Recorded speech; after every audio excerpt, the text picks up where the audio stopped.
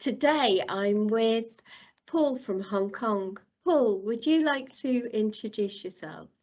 Okay, yeah, thanks for your time, Deborah. My name is Paul. I came from Hong Kong.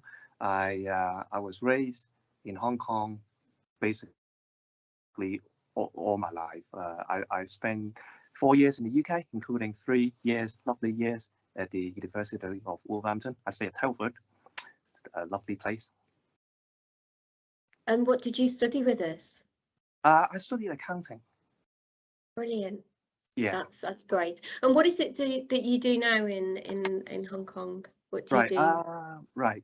I'm currently working as a solicitor in Hong Kong. So basically, I had Yeah. made a career change after I graduate. I first became an accountant in Hong Kong, and then I moved on to teaching, and then I studied law, and now here I am. I'm a lawyer now.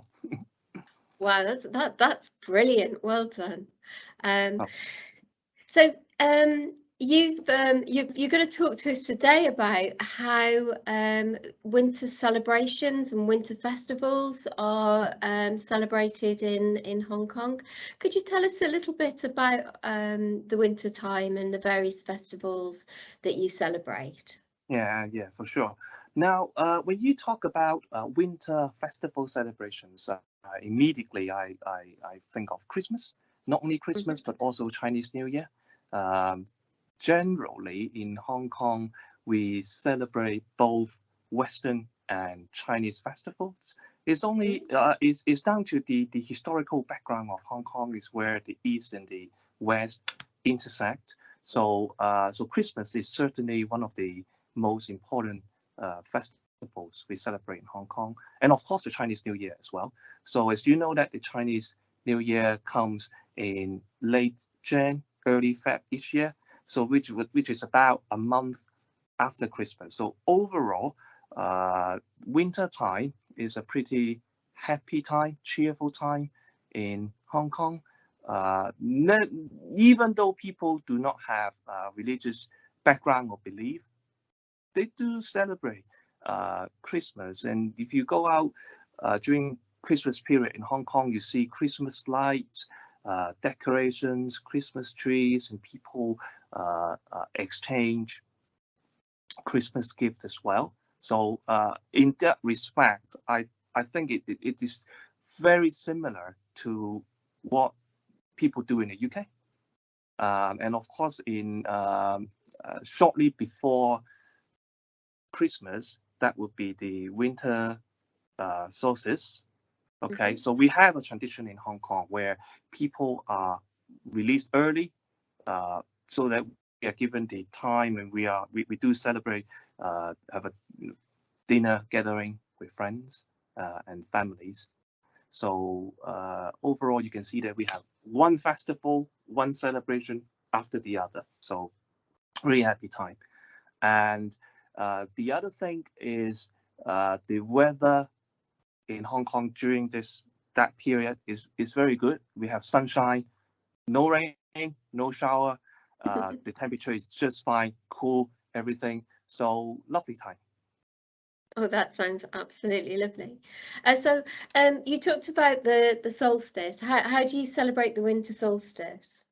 Uh, Usually well, for me particularly, we have family dinner. We're not talking about just my family. We're talking about the outer family. So that Yeah. we a week or two before that, the elderlies would call up each and everyone saying, okay, are you coming for dinner? Dinner will start at 7. Are you going to make it, etc., etc. So uh, uh, uh, we pay a lot of emphasis on that because we treasure the time that we can spend together with the family, especially everyone's so busy in Hong Kong. And I think for this coming year is going to be even more meaningful because of the pandemic. In the past 2 years, we're going to be 3 years. Can't believe it's been 3 years. So there has been a lot of restrictions in Yeah. terms of gathering, leave alone dining out, because Yeah. restaurants have been uh, so-called lockdown or can't allow to open business. So lovely time. I really look forward to it. Sounds lovely. Can you tell me the types of things that you you eat during the winter festivals and Christmas? Okay. Traditionally, or most people would go for Western food, whether Yeah. that is pizza, pasta, steak, Western style, Western cuisine during those so-called Western festival celebrations. And then for Chinese New Year, of course, we go for Chinese food. Some people like to order takeaways, you know, but some more traditional families would just like to cook and just make whatever dishes they like. Oh, that sounds lovely. And is there a tradition of gift giving around these ceremonies, the festivals?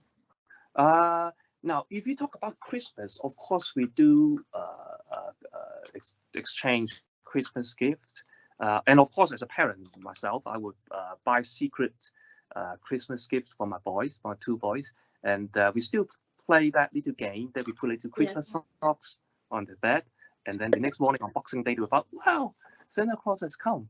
So we do that. So that is for Christmas. That is more just pretty much just like the Western culture. But for Chinese New Year, it's a little bit special. Special in terms of when we talk about gifts, we not only exchange gifts, we also give red packets or the red envelope, if you like. But there's a little so-called rule or tradition as to who would give red package. Basically, it is the elderly to the younger ones. So let's say that my mom would give me red packets. If I give my parents red packets, that would be like a token of appreciation, right? So in terms of the amount of money inside is irrelevant as far as I'm concerned. Is the atmosphere, is the occasion where I give you red packets and then people would say greeting words, wishing you good luck, good academic, etc. So happy time. Now again, of course, because of the COVID, because we are talking about all the gathering, etc. So in the past 2 years, it has been a little pity that we have not been able to do it the way that we always do. But as the situation gets better, I hope that we can have a proper Christmas and Chinese New Year. That sounds wonderful.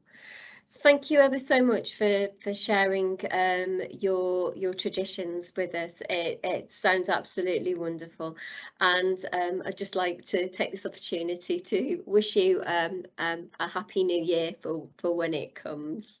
Thanks so much. It's been my pleasure to do this little sharing with you guys. Brilliant. Thank you so much. Okay, cheers.